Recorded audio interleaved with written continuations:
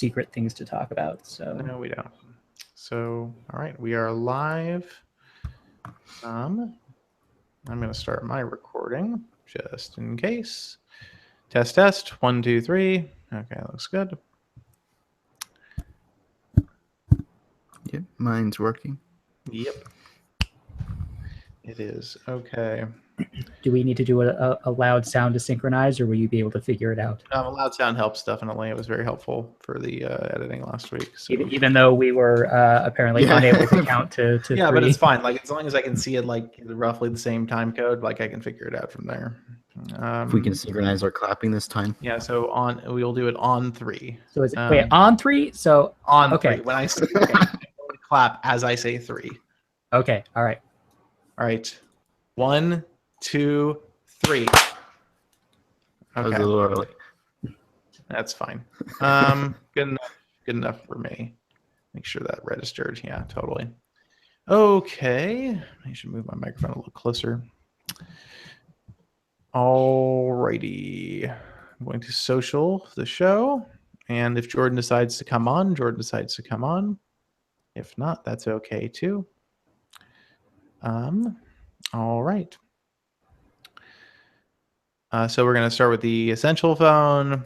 Then we move to Z Play 2, and then we can talk about maybe the tag. And, Yeah, we can make fun of the giant expensive watch. Oh my god, it's so huge. It's ridiculous. we can make fun of that. I could talk about the HTC U11, which I've been using for like a week now, so we could discuss that as well. Oh, is that not embargoed? No, because it's the US version. So I could talk about that, and yeah, that should be enough. Okay, we are socialed, and I am going to, I guess, start the show. Welcome to the Android Police Podcast. I'm your host, David Ruddick. I'm Ryan Whitwam. I'm Cody Toombs. And I'm Corbin Davenport. And we are down a member of the cast this week. I believe Jordan is supposed to be joining us, but he appears to be running late this evening. So he may pop into the show unannounced at some point, but if not, well, I guess we'll see him next week. So the big news in the last week, obviously, unless you've been living in a cave, is Andy Rubin has a new company. It's called Essential. They have a new smartphone. It's called the Essential Phone. They have a new home device. It's called the Essential Home. And they have an OS that's called Ambient. But Ambient doesn't run on the phone. It just runs on the home thing. So the Essential Phone is probably the item of greatest interest to Android Police readers. It costs $700. It ships in the next 30 days, I believe Andy Rubin said. And it looks pretty impressive. Yeah, so they posted that teaser a couple weeks back that showed the screen going like right up to the very edge of the phone. And that was accurate, but the hand in that teaser was conveniently covering the giant cutout in the middle top area of the screen where the front-facing camera is. So it looks bizarre. I haven't used it, so I don't know if it would actually be annoying, but it looks like a very unusual design decision. Yeah, I don't know. I don't think it's going to be that bad.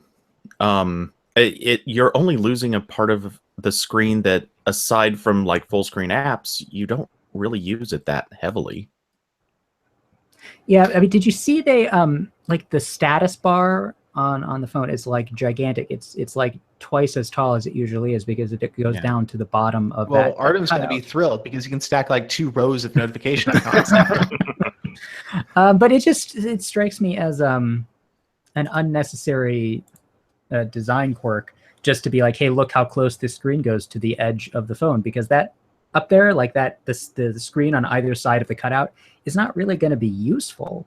I mean, because you can't have like a full screen video playing that would like have a big gap missing, or like a game or whatever. It's going to have to like shrink the from the top of the screen or something. Yeah. And as Liam points out in the chat, I'm wondering how smooth the curve around that camera cutout really is, because we didn't get a very close look at it. I don't feel like what we're seeing are renders. Did they even explain what like technology the screen used? Did they say it's an it was LCD now? It's an LCD. Okay. It's absolutely an LCD. So they're very coy about it on the specification page, but they list they two are. technologies that are related to LCD panels. And I'm pretty sure you can't really do this quite yet with an AMOLED. So yeah, what Andy Rubin said during the code conference was that the LCD panel actually sits on top of the camera. So basically, they've excised part of the LCD panel, the part with the pixels and everything else, and it's just a transparent, layer where the LCD panel is, and the camera sits there instead. So, but what Liam was saying is, I wonder how jagged the pixels will be along those curves around the camera, because I know that was an issue with some rounded corner displays. It says the screen is 2560 by 1312. So I mean, obviously it the physical screen might be a little jagged, but it won't be like you can point out the individual pixels. Not without getting up really close. Right.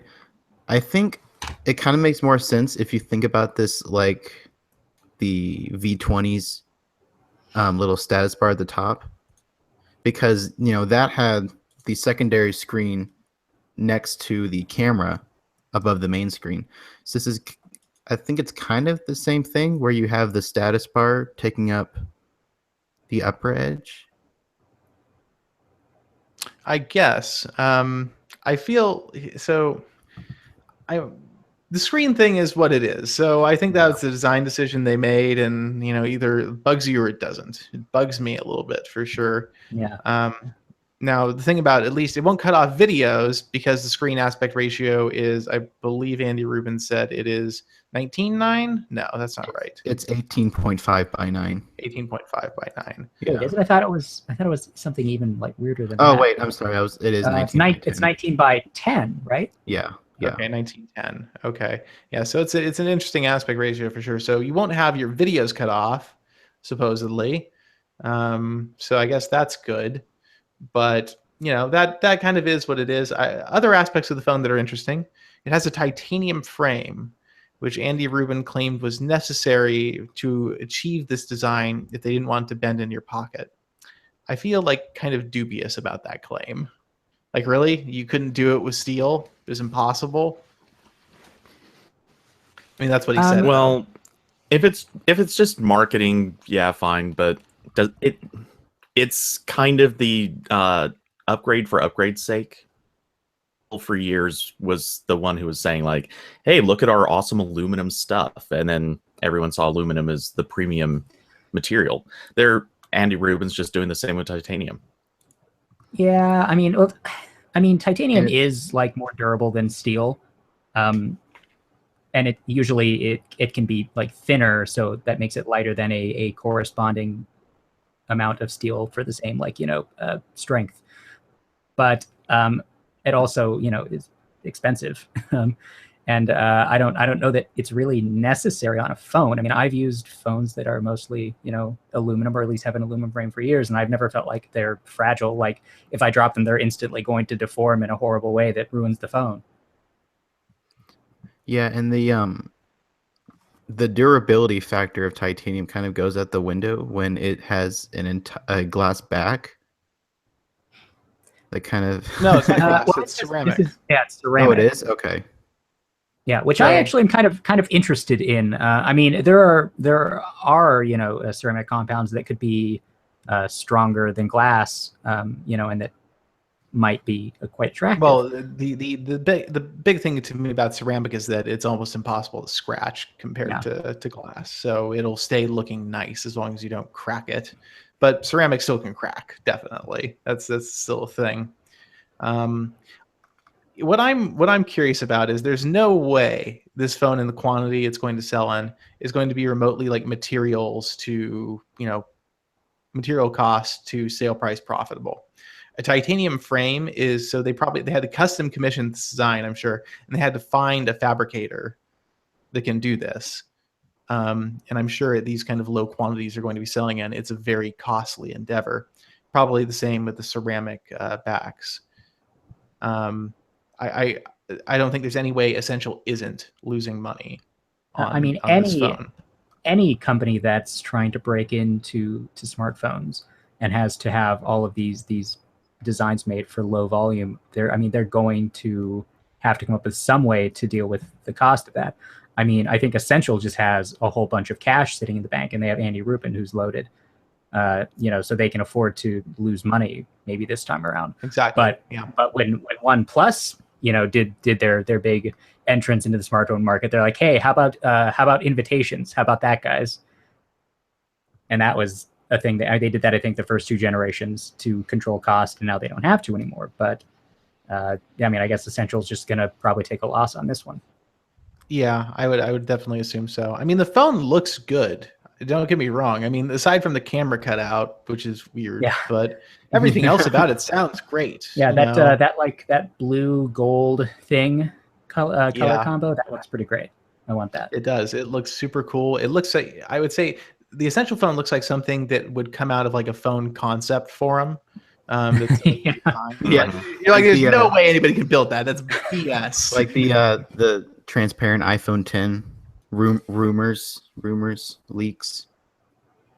Yeah, it definitely doesn't quite look real. So I'm going to be curious to see after people get them what they actually like kind of look and feel like in real life. I mean, watching Andy Rubin use the demonstration unit on stage, the screen was pretty impressive, but I'm going to be curious to see what it's actually like to use. I'm hoping to get one, but they haven't gotten back to us about that.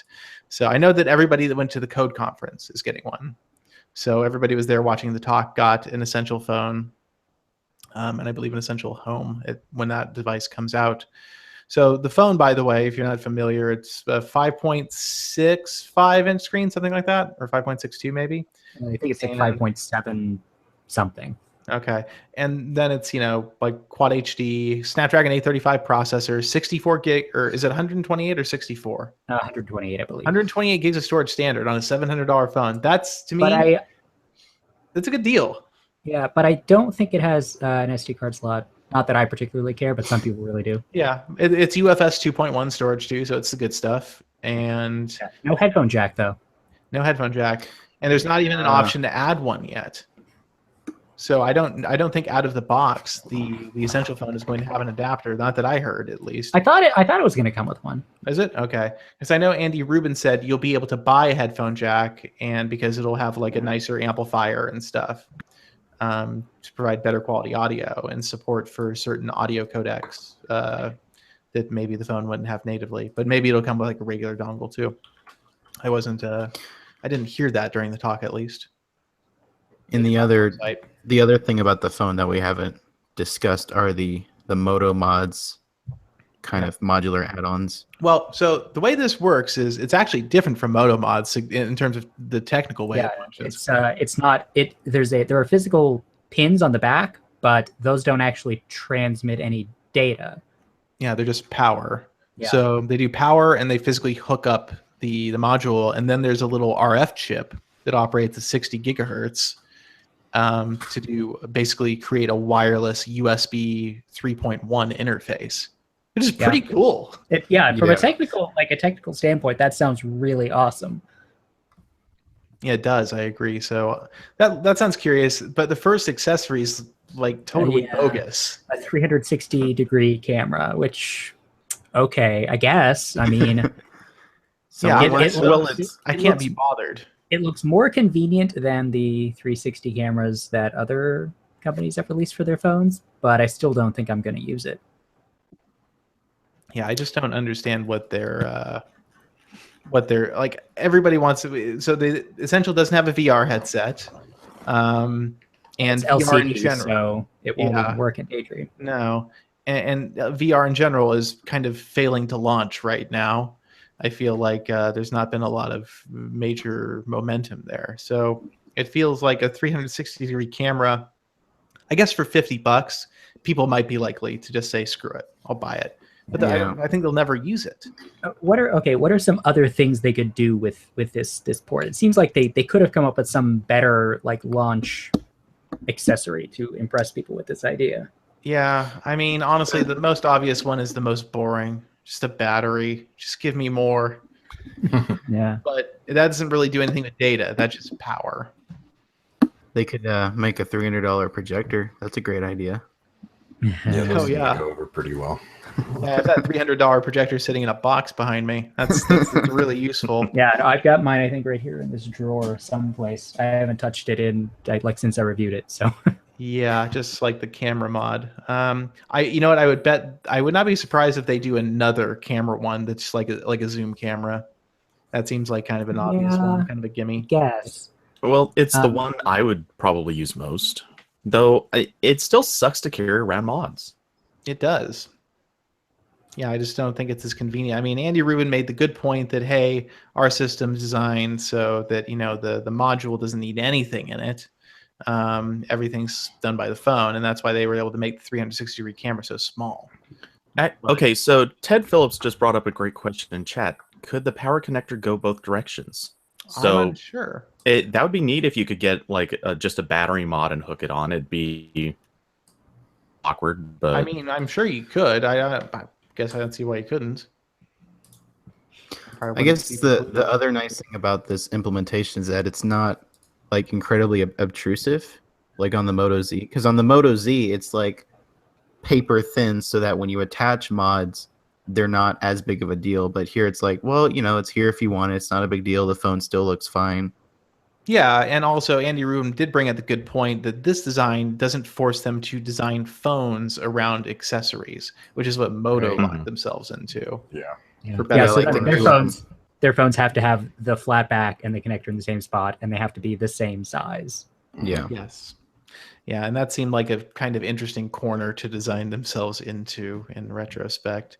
So, I mean, what else is there about this phone that's fascinating? It runs a pretty stock version of Android, but I think anybody who would guess anything about this phone probably assumed that would be the case, especially considering Andy Rubin's behind it. Yeah, I Right, wasn't too surprised. Or Yeah. what if it looks like as a gingerbread skin? Yeah, because that's like the last. Andy Rubin was there on Android until 2012, the end of 2012, I think. So ICS. but was he really involved in Android At that point, I late? don't know. Because as I recall, I thought he was robotics already kind of out of after. the department. Yeah, I don't know. I'm not sure. I know he officially switched to robotics in 2013, and then he left Google in 2014, I think, is what it was. But yeah, I don't think. I think later on he was less involved in Android. But so the software stock, pricing $700, and like I said, I think for the amount of technology you're getting in this phone, especially like things like the titanium frame and amount of storage, the battery's a decent size. It's whatever. Snapdragon 835 processor, all the LTE band support. $700 is a good price for this phone. Like it's actually a good value. Yeah. Well, and that ocean color is just gorgeous. At least Oh, it is. Yeah, we are talking about that earlier. And welcome to Jordan, who's joined us for the show. Sorry, I'm late, everybody. Yeah. So I feel like I don't know. The other thing, if I were in the market for a phone, would I trust this company to support this device for 2 years? Someone who's not made a phone before. I mean, that's worked out okay sometimes, but sometimes it doesn't work out so well. I mean, ask people who bought a Nextbit Robin how they're feeling about that. Yeah, if you try to go to anywhere on their support site, you can't. It's all redirected to the Razer page. Yeah. Yeah, you're pretty much relying on the custom ROM community to support that phone anymore, which is unfortunate. That said, Andy Rubin and Essential have said that the idea behind the Essential phone is also that it's your phone. So I assume the bootloader is going to be unlockable. Hopefully. I have to assume it will be. As far as carriers, so initially the phone's only available on Essential's website. So Andy Rubin said during the code conference that carrier partners is something, there will be carrier partners, but he wouldn't say who, he wouldn't say when, and he wouldn't say if there would be bloatware. He said he was fighting very hard for there not to be, which seems like he's saying we're going to lose that battle, but trust us, we're trying really hard. Yeah, kind of. You might have Verizon Messenger on your phone. We're sorry. We can't do anything about it. I bet it just ends up on Sprint. Or Sprint Boost. will put anything on their network. They really will. Sprint is diabolical that way. You know what? Actually, I could see maybe AT&T is always down with the oddball phones for whatever reason. I could see AT&T picking this up. Yeah, they have been less like that lately. They've true. skipped some phones. They have. Yeah. Of late, AT&T's been more picky. They've been getting more into kind of the budget phones and staying away from the stranger mid high end stuff. Verizon actually seems more interested in the kind of weirder stuff lately. I think AT&T's been fighting it out with just support costs because, if you get something like an HTC phone, you've got to train your staff to support it, and, they're selling too few of them to really make it worth that price. Yeah. So they might just be trying to cut costs in oddball little ways like that. I wonder if it'll end up on Project Fi. Wouldn't that be weird? That would be awesome. The first non-Google phone on Fi. That would be a thing. Well, I mean, you have to think that Google wants non-Google phones on Fi. It's probably just a matter of convincing. Do they? They do. I've heard this directly from. Then they're doing a really bad job. Well, probably because they're like, listen, you got to support this special like radio, setup, and everybody's like, and then as far as how many units are we going to move? Some. I'm not really sure if Project Fi customers would be excited for this, because I know every time I go on the subreddit or whatever, people are always like, we need cheaper phones on Fi because everyone's 5Xs are boot looping. Well, this is the only choice is a Pixel. But, this is more expensive. But that's what everyone was predicting with Android. Is it Go? Yeah. Android. Yeah, it was. Everyone thinks Android Go is going to be like the next big. We're going to have the Pixel phones over here. That's going to be that really high end, the feature phone. And then if you want to be on Fi but you want something cheaper, Android Go's over here, and that's your solution to that. So, in theory, that might be their saving grace. I don't know if it will be. Liam in the chat room says that if it comes to Fi, he'll totally check it out. So they'll sell at least one. Liam, check it out. So they have a light bar attachment. Oh yes. my God! Come on. Yes. I would get the phone for that. The light bar accessory. Instant buy. Yeah, that would be good stuff. So I predicted this phone probably, barring some kind of strange usability issue or lots of bugs, probably will get pretty strong reviews. It seems kind of, well-rounded and if a little weird in some ways, but it seems like a phone enthusiast phone. Like if you were to ask to design one. Yeah, it does seem like another. I think they'll sell like none. That's kind of the problem. I see it being more like a 1+1 in that it's gonna have those die-hard. I don't think so. Well, the 1+1 was cheap. Exactly, and that's the whole thing. So to me, my thing is, I bet the OnePlus 5 or whatever it's called will almost certainly be a much more popular phone than this will ever be. Yeah, and it will be cheaper. I'm pretty sure. Well, do we know how many countries this phone will be sold in? Is it U.S. or is I think it's U.S. only for now. Yeah, so there's part of their problem. I'm pretty certain at this point that Essential knows they're going to lose money on this phone, but this is their first foray into the market, and they probably are fine with that for the time being.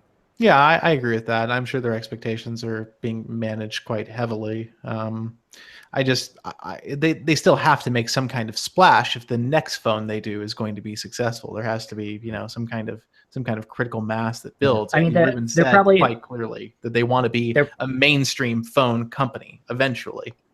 They're probably hoping that this will review well and people who buy it will like it, even if it doesn't sell a lot. So when they announce the next one, there will be no, ill will. There isn't going to be like a bunch of complaints from current customers or an invite system. Yeah, or an invite system. Yeah. So this gets to the next point of Essential's larger goal as a company, and this is where things kind of go off the rails for me.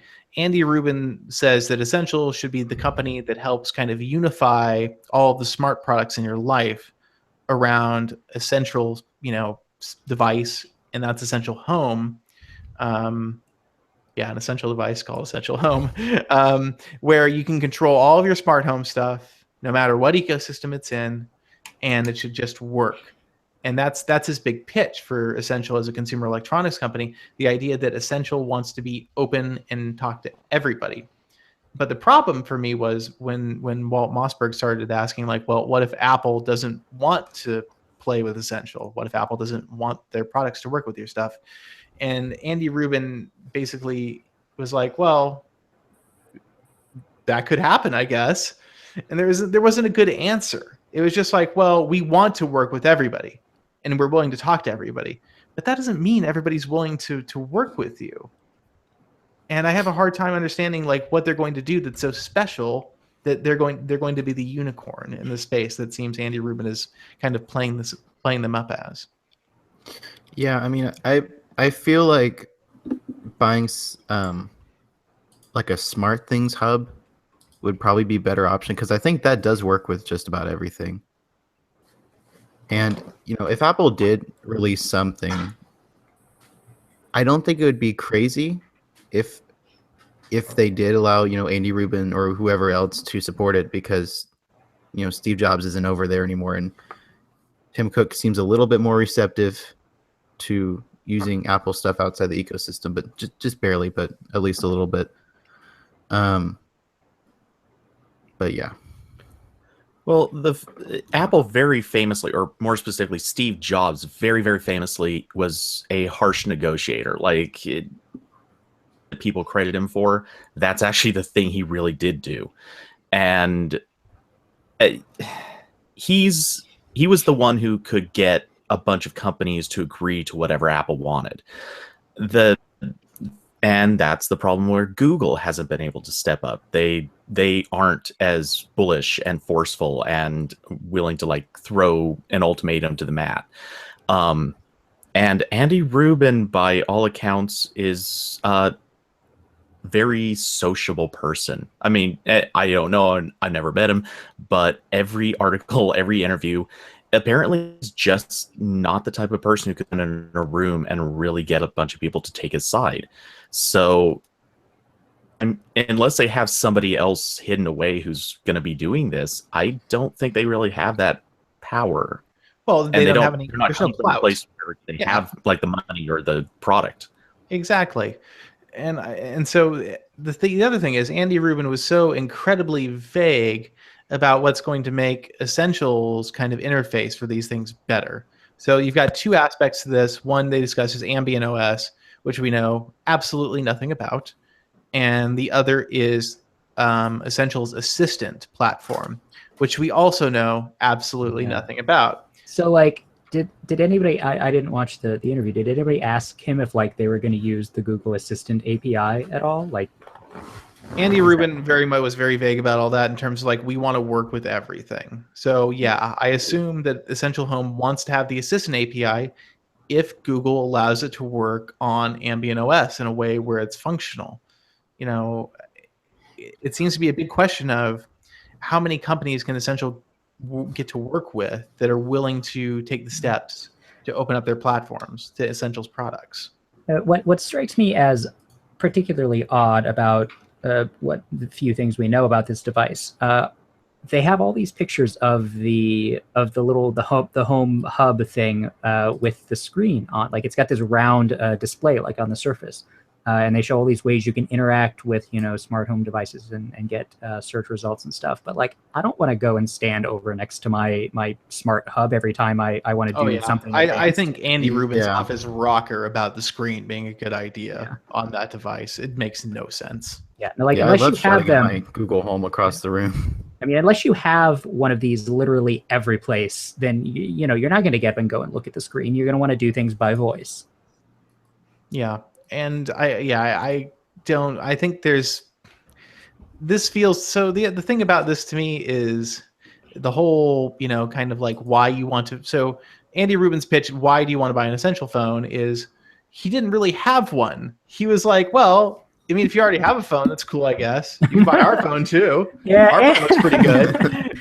Andy Rubin's just not the best salesman. He is not. And so that was kind of like, well, if you can't tell me why I want the Essential phone in terms of like, what does integrating into the ecosystem get me? Because their whole thing was like, you don't have to integrate into the ecosystem. We're going to be open. The ecosystem's going to be open. So it's like, then why do I buy your products? Like the Essential Home, yeah, if it works with everything, why would I ever buy an Essential phone? Like, what's my benefit there? And he wasn't able to articulate that because he couldn't talk about the Assistant. And so like that to me was kind of the most kind of annoying thing about the fact that they're already selling the phone. like the ecosystem pitch hasn't been made. You're just buying a stock Android phone on the basis that one day it may work with some other product in some unspecified fashion. I don't quite get that. So maybe their goal is to try to engage the community to do a lot of that development work for them. It's a weird direction to go, but it's kind of what OnePlus sort of tried to do originally with Cyanogen. And I mean, they could go that direction. It'd be weird, but Well, I mean, kind of see them trying. if you hadn't heard, they are going to open source Ambient OS once it gets 1.0. But And I I think mean, they're going to open source something else too that they were talking about, but I forget what it was. okay, so they're going to do that, but I mean, going so far as to like ask the community, hey, if there's something that you have that isn't supported already, why don't you sit down and write it, or find someone who will write it? And we'll try to get companies to write it, but if they don't do it, you can do it yourself. Like, if that's the direction they're going, it's optimistic on a very epic level, but yeah, maybe I feel like I feel like I got like 40% of the picture painted for the company so far, and they're already selling a product, and that to me is it doesn't feel like it's done yet. Like, it feels like a Google launch, but even more incomplete. Are you at all surprised, though? I guess not. Yeah. I mean, So I'm curious to see what happens with the Essential, I guess, but at the same time, I feel like their business pitch to investors is probably, hey, we're going to sell these expensive phones and we're going to make a lot of money selling these expensive phones. Once we sell a bunch of them, it's just going to take a little while. And that seems like the most surefire way to fail. yeah. Because selling phones is a very expensive business. What if Andy Rubin gets bought again by Google and Essential becomes the new hardware division to replace Motorola? Oh, yeah. Who do we think would buy Essential? My first pitch was Microsoft, but Oh god, they ran Nokia into the ground. Yeah, well, they tried to make Nokia build Windows Phone devices, and that was obviously a failure. But hey, maybe if they bought another company and like actually just made Android phones, they might sell some. yeah, With their own services. Oh yeah, that they did try to do that once. The Nokia X. Nokia X, yeah. Yeah. That went well. Yeah. I remember doing some research about Nokia for that post I made, and I found out that pretty much as soon as Microsoft bought Nokia, they canned Nokia X. That was dead quick. I remember that because I saw the phones at MWC, and then it was like a couple months later. It's like, nope, never mind. That didn't happen. Microsoft needs to just they need to buy somebody who knows how to make phones and just let them keep doing that, because every time they try to make a phone, it's just such a complete and utter disaster. What if Amazon bought them? All right. See, I was just picturing Facebook. Oh, yeah, maybe. Because Facebook, well, they have an assistant already, but it's just like a chat assistant, so maybe. But the other big story this week in terms of phone news that actually dropped today was Motorola announced the Moto Z Play 2. Z2 Play. Z2 Play. There we go. Yes. You got this, David. I do. Yeah, and so this one, it's a lot less chunky than the original Z Play was, but it also has a smaller battery, which is very weird because the big selling point of the Moto Z Play was that it had insane battery life. It had a 3510 milliamp hour battery, and the new one has a 3000 milliamp hour battery. Yeah, and so it sounds like it still has pretty good battery life based on the initial reviews. I mean, I don't doubt that. It just feels like Motorola / Lenovo just sort of didn't understand the product that they had. Or they did understand it, and they went, "Shit, we've got to sell more battery mods." Not the battery mods. Knowing Lenovo, probably. I mean, man, the Moto Z Play 2026. Yeah, I mean, the Moto Z Play with a battery mod would last a zillion years. There's no need to make it crappier and then sell battery mods. People would still buy battery mods before it's not like it has terrible battery life for 3,000 milliamp hours. It just seems like they're like, hey, that last one, it was too big, and people don't like big phones, do they? Let's make this one thinner. Yeah, one theory I saw offered up was that this will be the only Z phone this year. That doesn't It seems seem unlikely. Like Yeah, That I sounds thought I weird. heard somewhere else that they were doing another Z phone later. Yeah, I'm pretty sure there's going to be a premium Moto Yeah. Z. Yeah, and I would bet if Verizon has their way, there will still be a ruggedized one too, because it feels like they want that in their portfolio. Yeah, I mean, if Verizon is going to, foot the bill for it, then I'm sure Motorola would be happy to sell that to them. Yeah. Well, they've also got the Moto X line coming out this year, it sounds like, based on what Evan Blass has been leaking. We don't really know much about it, though. Yeah, would X sit below Z or above it? Oh, X It's is definitely below. below Z. Yeah. Yep. Yeah. They announced new versions of several of the mods with this phone, and then one, I think, completely new one, the game controller mod, which is kind of bonkers in a way that I find myself kind of liking it. I kind of want it. So do I. It's Yeah, like it looks like a PSP done maybe a little better. does. It looks like it would actually be very comfortable to play games on. I Oh, don't know yeah. that I would do it a lot, but it just looks fun. Yeah, It's it like looks somebody having who Switch. actually plays games designed this thing. Yeah, it's probably the first mod that I've actually really wanted. It does look very well built. Again, I don't really play many mobile games, so I don't know how much use I'd get out of this, but it does look very well built. The only problem is that it doesn't look like for those of you listening, it's the game controller mod is basically a Moto Z sitting in the center with extended a little bit with joysticks and D-pad and 4 buttons. Yeah, it's like a tiny Switch. Yeah, and Yeah. the only potential problem I see is that it doesn't seem to collapse, so it might be kind of a pain to carry around when you're not using it. Yeah, it is very long. What's cool though is I read that the gamepad has its own like 1500 milliamp hour battery, so it won't kill your phone to use it. Oh, maybe I would that's hope why that it would doesn't charge fold. your phone 1,500 milliamp hours. It's like massive for a controller. Yeah, something like that. That should definitely charge your phone. No, given the size for of it, makes gaming, it would sense. make sense. Yeah, because if you're gaming, you're using a lot more battery. Yeah. So It does look pretty beefy. It's probably kind of heavy. yeah.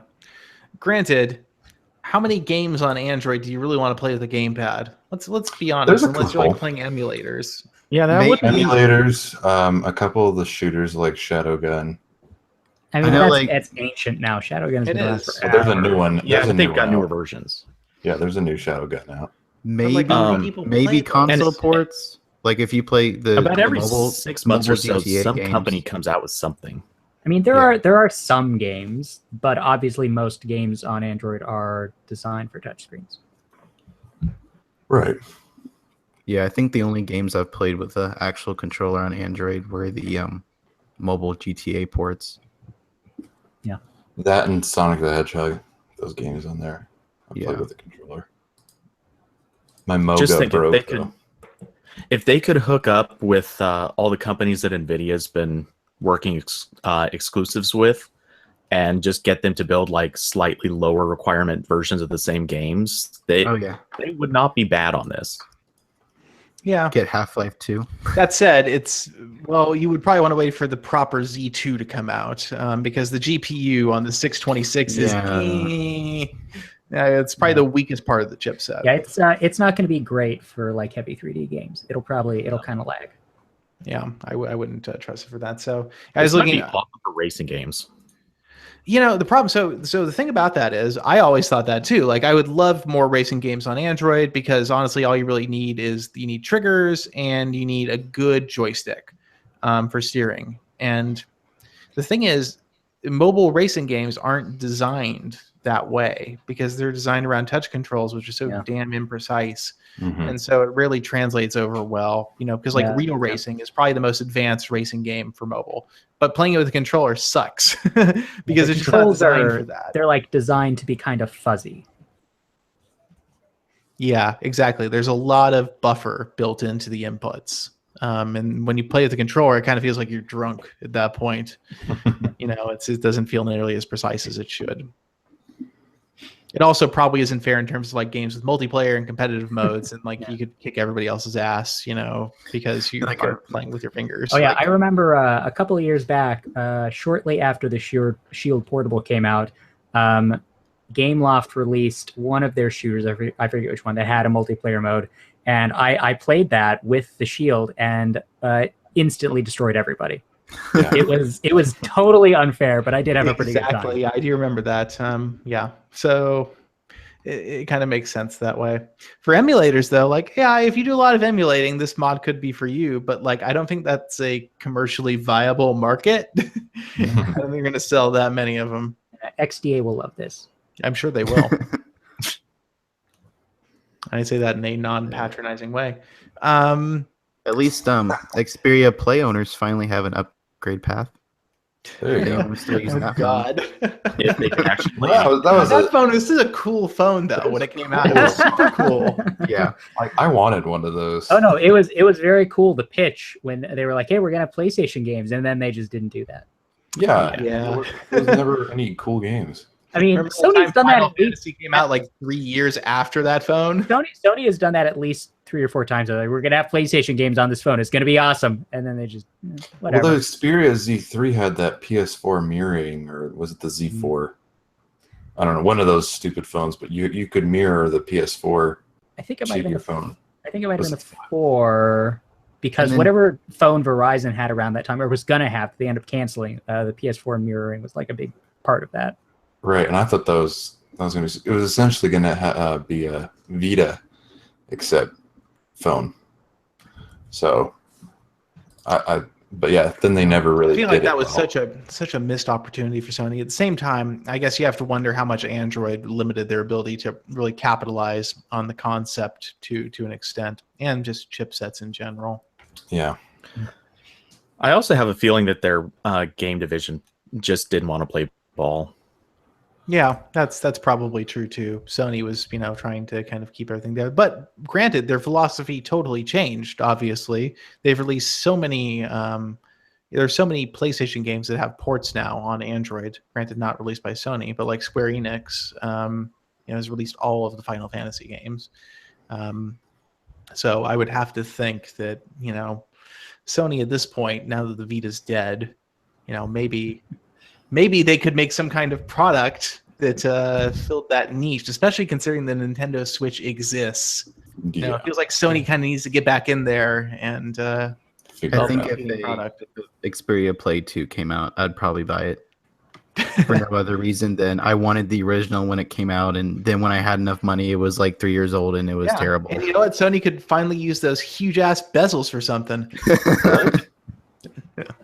Because really, they are comical on Sony's phones these days. In other news this week, I think Ryan maybe would like to discuss the tag, whatever.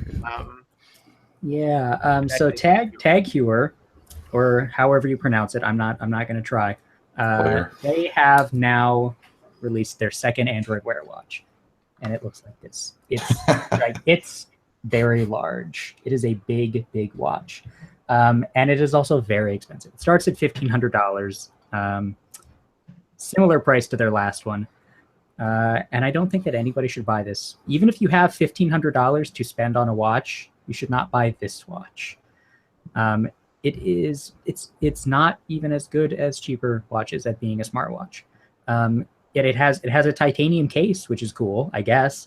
And you can take the lugs and the strap off, and you can swap different pieces on. So they call it the connected modular 45. It's not actually very modular. That's all you can do. But those connectors are proprietary, so you have to buy all of the stuff from Tag, and that too, very expensive. You can spend $1,000 on just a new strap for this watch, which you should not do. Nobody should do that. And so it has an Intel chip inside, which we haven't seen a lot of lately. I think the last Tag watch had that too. And on paper, that should be a pretty powerful chip. It benchmarks well in phones that have it. It's a 3400 series Atom. But in the watch, like I don't know if they just had to clock it low because it's kind of old and not very power efficient, or maybe the software is just not optimized. But the watch does not feel fast. What is that like? It's not a 45 nanometer, is it? I have it in the review. I don't remember off the top of my head, but I mean it's a couple of years old. I think it was a 2013 Okay. chip. Oh, 22, jeez. it's 22 nanometer. Ugh. Yeah, Wow. that's gross. But granted, the wearable SoCs are all on pretty large processors still, though even the Snapdragon ones are. I think the 2100. I think it's like I want to say 16? 14. Maybe? 14? I think it's 14 nanometer. So What? look, No way. The 2100? No, there's no way. someone can Google this. But okay, so it's not very 28 fast. nanometer for the 28. Snapdragon 2100. Is it? Yep. I'm actually surprised. I remember reading about this, and everybody's like, "Why haven't they shrunk the die process on these wearable chips?" And it's probably because it's too damn expensive to be worth it. Okay, but at Yeah, any they're rate, making like 20 of them. So you can tell, like when you're scrolling around the watch, it's struggling to keep up with the like the animation. It's just sluggish. I mean, comparing it to the watch style, which is a $250 watch that is already kind of overpriced, that the watch style is considerably snappier. Which is really embarrassing for a watch that costs $1,500. That's ridiculous. There's NFC, so you can do Android Pay. That's cool. However, there's no heart rate sensor. There's no speaker, and the display is kind of not good. It's like got like a weird, like blotchy pattern to it. So yeah, I mean, I feel like Tag and Intel by extension are really just counting on people wanting to buy a thing that has Tag Heuer's name on it. And I guess if that's all you care about, the Tag Heuer name and logo is on this watch like 8 times. So, enjoy that, I guess. But yeah, I mean, and the base model, $1,500 one, it comes with, it's a rubber strap, which for $1,500, like, come on, give me a break. It should be like a leather or metal strap for that. But no, those cost an extra like $500, $600, $700. Such as the watch business, I guess. Yes. So did they have the thing with this one where you buy it and then eventually you'll be able to buy a special edition mechanical movement watch afterward? I don't think they're doing that. I think what they have now is like you can buy a bundle that comes with a special I remember special that. core, and it connects to the same, like it has the same lug system. But it's just, I don't know. I don't think that a market for this particular smartwatch exists. People who can spend $1,500 on a watch are probably not going to buy a smartwatch in the first place. And if they are, the first one sold pretty well, though, right? Tag was like actually pretty pleased. I think there were people who just wanted the special. Yeah, I think so too. Watch. That's my theory. But man, like this one, it's lame. It's not a good watch. Other smartwatches are better and more comfortable and have more features, and this one is just expensive and not something anybody should buy. Fair enough. As far as other things this week, I've been using the HTC. Ryan, do you have an HTC U11? Not yet. I am waiting. Okay, so I've been using the U11 Play, the Sprint version, for about a week now. Our review's a little late, unfortunately. I've been moving, so logistics has been difficult. I've been using the phone now for about a week, and so I don't want to. Well, no, I'm going to spoil the review anyway. It doesn't matter. It's not a bad phone. In most ways, it's pretty decent. The camera's pretty decent. If you've seen some like night shots that the phone's taken on various reviews that are out there, they're pretty impressive. HTC's got some good processing going on for low light environments, I think. Granted, their regular HDR algorithm still leaves a little bit to be desired for me. Camera's good. Battery life is surprisingly good. 3,000 milliamp hours on a 5.5-inch display, but I think the Snapdragon 835 definitely pulls its weight in terms of power efficiency. Helps out the phone a lot. The Boom Sound speakers sound fantastic. Like, they're the most powerful speakers probably on any smartphone out there. They really do sound pretty good. The headphone jack audio, or I should say the USB-C dongle jack audio, sounds really great too. Very powerful. The screen, the tuning out of the box for the colors is annoyingly saturated. You can change it in developer options to sRGB. But the thing about the screen that annoys me is the light bleed along the bottom of the panel is insane. Like, it just looks crappy. Like it was just a badly built phone. And for $700, it just doesn't feel right to me. The other thing is performance is decent, but not what I was expecting. It doesn't feel crazy snappy. I think the chips being throttled fairly conservatively. And I also just kind of get the feeling the design of the phone feels old.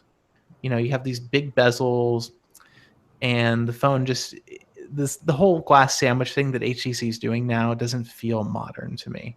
It feels like they're trying to do their own thing versus LG and Samsung, but in a way that feels forced.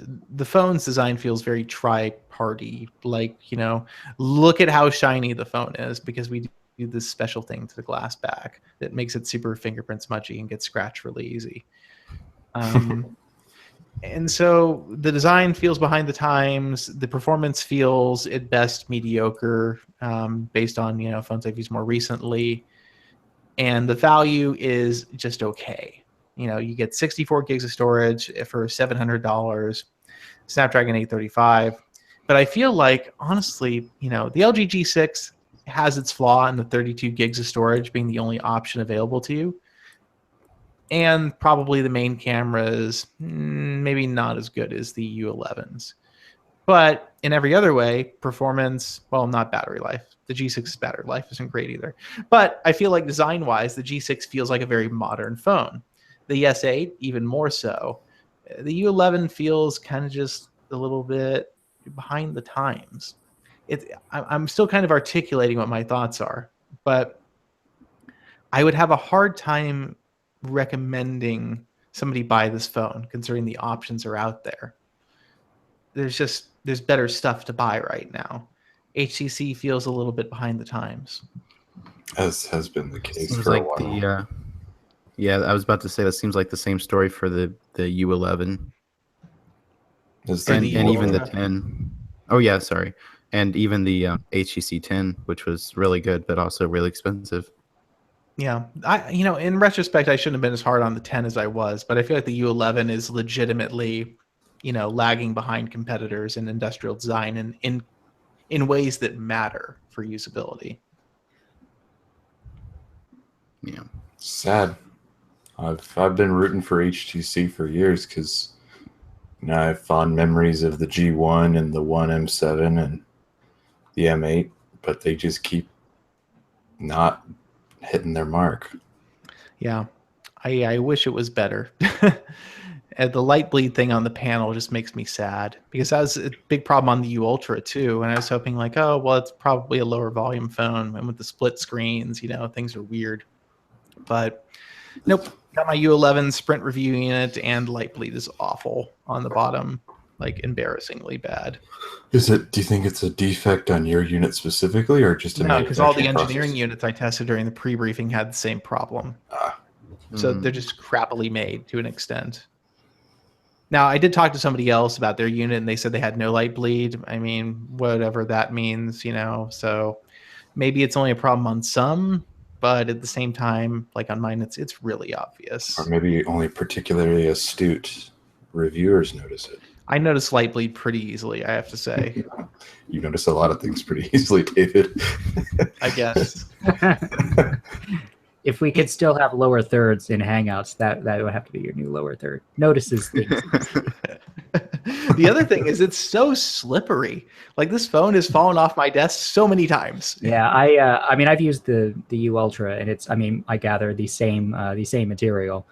It's not pleasant to touch at all, ever, in any fashion. And it's worse on this one because the camera hump doesn't like act as like a little anchor for whatever you're resting the phone on. I was using the U Ultra a while back, and I have a mouse mat on my desk, and I put the U Ultra down on it, and like I nudged it by accident, and like it flew across the desk, like it like just glided across the mouse mat. Like that shouldn't happen. But yeah, no, it was it's not a good thing HTC is doing at the back of the phone. Yeah, I don't dig it. I think it's such a departure from the good design language. I love the way the HTC 10 looked. I Yeah. feel like it was Oh, a yeah. really fine I use of love the the design 10. language. It was a deceptively Yeah. comfortable phone to hold It too. was. You think it'd be Um, really like rigid, jagged and stuff, but no, it wasn't at all. You know, that was if they kept with that and just worked with the good parts of what they were doing, then The maybe 10 felt like a would be better. revitalized M7 to me, which It did. is why I loved it. Yes. Because the M7 was a very comfortable phone. So Also, I just gotta say, HTC's capacitive buttons are totally bogus. I hate them. They just bug the hell out of me. I hate all capacitive buttons. Yeah. But they're worse because HTC uses a very like low frequency, harsh haptic vibration. And so it feels like the whole phone is like shaking every time you hit a button. And it's just like, it feels gross. It feels like you're using a phone from 5 years ago. It just bugs me. Moto's phones kind of do it, but their phones are more solidly constructed, I feel like. And so it feels more, I don't know, solid. HTC's kind of feels hollow, like it feeds back in some way. And I don't enjoy it at all. Yeah, I've had a few phones like that. I know. Whereas if you use the Pixel, the haptic vibration feels very natural, fairly high frequency. I don't know. It's something that bugs me. I'm weird. Also, the capacitive navigation keys are not centered along the vertical That would bug me so much. along the vertical axis of the bezel. So like they sit like at the 1/3 horizontal line on the vertical axis. So like they sit closer to the bottom of the phone than to the top significantly. And it bugs me so much. Like, why? Can't they just be centered and just because Or Samsung always use did it that way. navigation buttons. It's not that hard. You could do that too. I mean, you say that it's not hard, but people mess it up a lot. Oh, by the way, I'm totally going to blow it for HTC here. Like during the pre-briefing, they were talking so much about, oh, what do you think about 18:9 panels and like these large wide format displays? I'm like, I think they're pretty good. And like, oh, that's interesting. So you can almost be guaranteed that HTC's next phone is going to have a wide format display, by the way. There's no way it's not going to. So there's like, oh no, oh that's interesting. No question. We were just wondering, just for no reason. Yeah, Just making I conversation. totally started out there. You're like, oh no, we think the 16:9 is good, but we're curious, about. So I can almost guarantee the HTC's next new phone will have a wide format display, which I wonder if that's going to be something that happens this year. I don't know.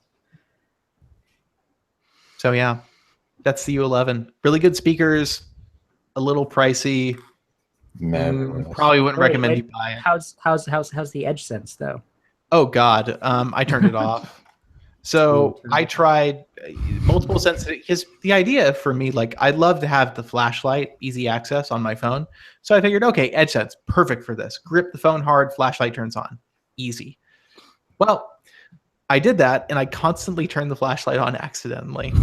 No matter what, unless I set it to like like I think there's 10 sensitivity levels. So unless I turned it to like 7, 8, 9, or 10, I would constantly accidentally activate it. You have to break your phone to turn on the flashlight. Exactly. And once you turn it to those super low sensitivity levels, you have to squeeze the crap out of it. And it's not even, it's like, am I going to break this? I don't know. Exactly. It's like you got like a stress toy and you're just like, it's not on yet. Modeling it. It's awful. And so it doesn't feel natural at that point. And so I was like, there's no good middle ground here for this feature. So I just turned it off. It just wasn't natural to use. I really wanted to like it because during the demonstration, during the pre-briefing, I was like, oh, this is pretty cool. I could see this is a new way to interact with your phone. But in practice, HTC's implementation at least just seemed kind of, it wasn't that helpful. It was almost always a nuisance because I was almost always accidentally activating it. It seemed like a gimmick from the start. I think it could be good. I just wonder if there's ways we could refine it that make it more natural and less likely to be accidentally activated. So with Edge Sense, is it just when you hit like a certain amount of pressure that Yes. it flips on? I see. So I wonder if if it's like if there would be some way to track the pressure over time and have that control something on the phone, like instead of just having it be a button. I'm not sure what you mean. like instead of like just having one function, like you squeeze the phone certain with a certain amount of pressure and it like activates the action. Like what if it could understand different amounts of pressure and do different things? I feel like that would be pretty hard to like suss out with your hands in terms of like how hard you're squeezing. Yeah, Because they've got two actions. They have short squeeze and long squeeze right now. And then also, what if you're building up pressure on the squeeze, but then the action for lower squeeze activates while you're trying to do the higher squeeze. I don't know what I'm talking about. I just had that thought. I could say Either way, fun to I play would with say faster. that like it's a well-intentioned feature, and the engineering and kind of concept behind it are cool. I just, in practical usage, I was like, I'd rather have the Motorola chop to do stuff. That's more reliable. Oh, the chop. Or the twist. I'll take either or. Well, I don't know. Twist. Anybody have any other topics they wanted to discuss this week? I thought Chrome adding an ad blocker was very interesting. Oh yeah, we could talk about that. That like is happening right now.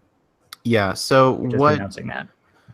I just wrote the post about it, so I still remember most of it. Basically, a few months ago, the Wall Street Journal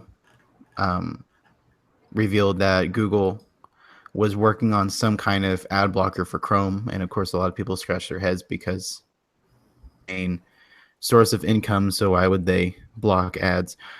And then today, they sort of announced that they're joining this coalition of companies working to make online ads suck less. And part of that is creating a set of guidelines basically saying this is not okay, this is not okay, this is not okay.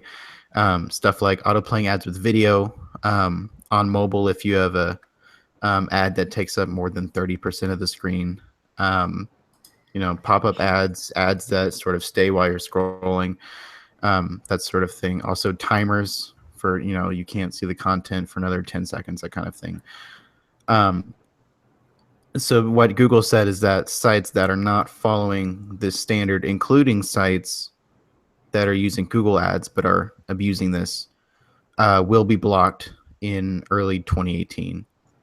So that doesn't give, and the main reason why I think this will almost certainly work, unless Google does something very wrong, is that Chrome has built up 60% of the desktop user base.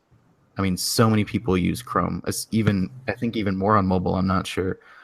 But Google has this sort of leverage to say, this is not okay. If you do this, we're blocking your site. And then, now your site doesn't work for half the internet. Well, they're not blocking the site, are they? Though they're just blocking the ads. Oh yeah, I'm sorry. They're blocking the ads on the site, so the ads will not work. Yeah. I mean, on the surface, I like the sound of it. I'm not sure how it will go in practice. If it encourages people to use less annoying ads, I am okay with it. But then they're doing the pop-up notification. Like if you go to a site that has the payment thing that they're setting up. Yeah, the Google contributor. Yeah, so if you go to a site that has that, it'll alert you and let you join if you want an ad-free version of the site. Yeah, that's also something that seems very cool because the original Google contributor, which shut down early this year, basically you could pay a few dollars a month and you would get like slightly less ads for every site that used AdSense. Whereas this is that you will not get any ads on specific sites you opt into. Also, I believe for a monthly contribution. And the other cool thing is that it apparently works for more than just AdSense, the contributor thing. I'm not really sure how they're doing that. Artem said he asked Google how that worked, and they didn't tell him. So, and well, they must Google be seems unwilling to share. Various ad networks. I mean, that's Yeah. gotta be it. Either that, or they have some kind of thing in Chrome client side, but I don't really know. But yeah, something like that. Yeah. I have to think Google would like to avoid getting sued for this, so I'm sure they're probably working with advertising networks on that. It's an interesting idea, but I feel like it's one of those things where I don't know. I'm cynical about most things, but about this especially, where people, when they get something for free and you tell them, well, you could pay to have basically the same thing, and people are like, most people are going to be, who cares? Like, Yeah. why does it matter? Getting rid of ads is great, but if you can have an ad blocker for free already, why would you pay to get rid of ads on a website? I just don't, it doesn't make sense to me. If you care enough to get rid of ads, you probably care enough to go to the Chrome, extensions store and download an ad block extension. Well, so one possibility first is Google might start driving the ad blockers out of the stores, which they did that on Android, so it wouldn't really be that impractical for them to do it for Chrome too. But not only that, to be fair, there are over time people have kind of learned a bit of an ethical of they don't want to be cutting off the financing for websites, so they at least want to put some money in. Whether or not the websites would have gotten from advertising, that's a different subject, but people are at least trying to do it. Yeah, I mean, I feel like honestly. there will be some people who are willing to pay for an ad-free experience because they want to support sites that they use and like. And if those people would previously be paying nothing, and maybe a lot of them were blocking ads in the first place, then that's a net positive for site owners. I don't think it's going to reshape the internet or anything. Yeah, I don't think it'll have that big of an impact. I think the Chrome ad blocking actually that's kind of funny that the Chrome blocking the intrusive ads might actually decrease how many people want to pay for an ad-free experience because the ads won't be awful anymore. Mm-hmm. That is a good point, actually.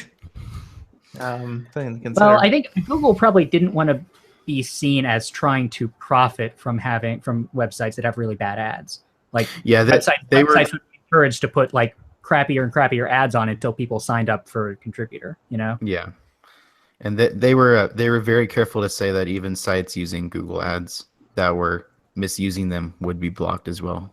Because I know that's my first thought. I know that's a lot of other people's first thought when they announced that they were going to block ads in Chrome. Everyone was like, well, now they're just going to allow Google ads, and now Google's going to be the only ad provider on the internet.